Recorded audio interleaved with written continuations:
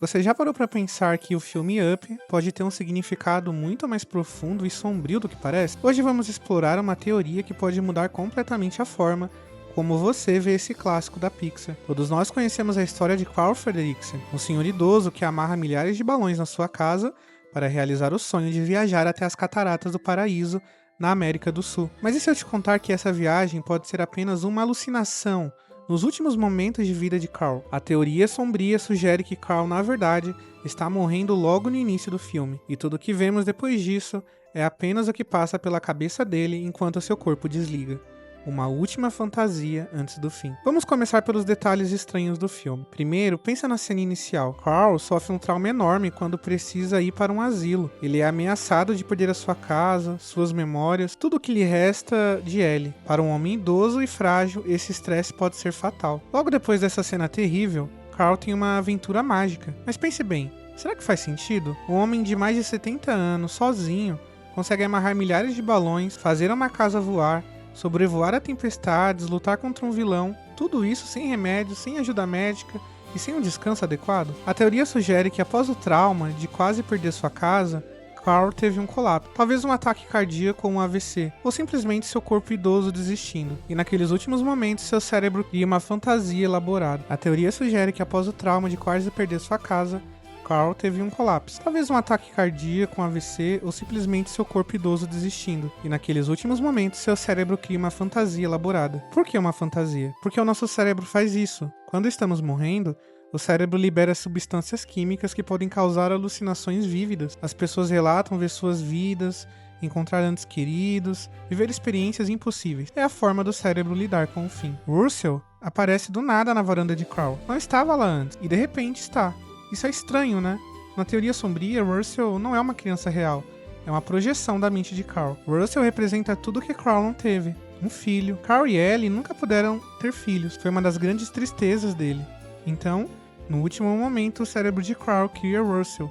Um menino que precisa dele, que o admira e que lhe dá propósito. Repare que Russell tem exatamente as qualidades que Carl precisava encontrar em si mesmo. Otimismo, coragem, capacidade de perdoar. Russell é o que Carl desejava ser, projetado como uma criança. Pense nas coisas absurdas que acontecem no filme. Uma casa voa com balões, um pássaro gigante colorido que a ciência não conhece, cachorros que falam através de coleiras, um homem de 90 anos que ainda está vivo e pode lutar. Nada disso faz sentido no mundo real, mas faz sentido perfeito em uma alucinação. O cérebro mistura memórias, desejos e medos em uma única história. Carl amava aventuras quando criança.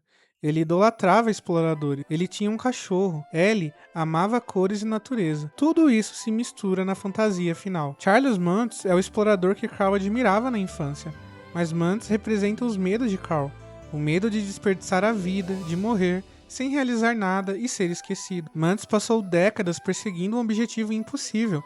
Ele deixou a obsessão consumir sua vida inteira. Ele morreu sozinho, amargo, sem nada além da sua raiva. É exatamente o que Carl teme se tornar, ou talvez já se tornou. Derrotar Mantz na fantasia é Carl tentando fazer as pazes com seus próprios arrependimentos, tentando se convencer nos últimos momentos de que a sua vida teve valor, mesmo que ele nunca tenha ido para as cataratas do paraíso. Kevin, o pássaro colorido, representa Ellie de forma óbvia.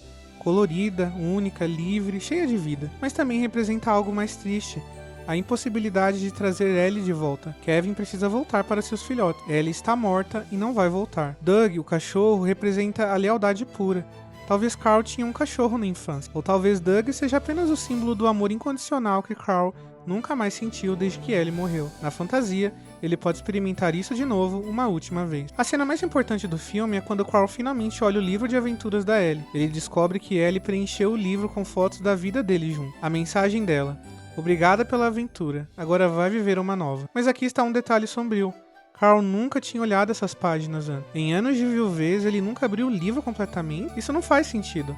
A menos que essa seja a mente de Carl, reescrevendo as memórias e tentando reencontrar paz no final. O cérebro está dando a Carl o que ele precisava ouvir, que Ellie foi feliz, que a vida deles teve valor e que está tudo bem deixar ir agora. É uma despedida gentil que o próprio Carl está criando para si mesmo. Quando Carl joga todos os móveis fora para deixar a casa mais leve, isso representa algo mais sombrio. Ele está literalmente se esvaziando. Seus órgãos estão falhando, suas memórias estão se apagando e a sua vida está se esvaindo. A casa cada vez mais vazia é Carl cada vez mais próximo da morte. Cada móvel jogado fora é outro pedaço dele que se vai.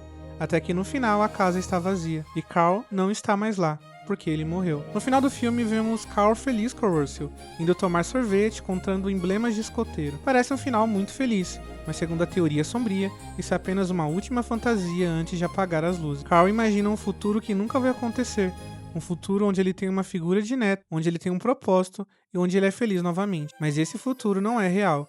É só o cérebro sendo gentil consigo mesmo no último momento. A casa pousada no topo da cachoeira? Isso nunca aconteceu. Carl morreu sozinho em sua sala ou no hospital, ou durante o estresse de quase perder tudo. A fantasia foi a sua forma de processar o fim. Repare que ninguém tenta realmente parar Carl. Uma casa voadora passa sobre a cidade e não há helicópteros, exércitos, nada, porque nada disso é real. É tudo na cabeça dele. As cores mudam drasticamente no filme. Isso pode representar as substâncias químicas no cérebro mudando, criando alucinações cada vez mais vívidas conforme a morte se aproxima. O tempo do filme também é estranho.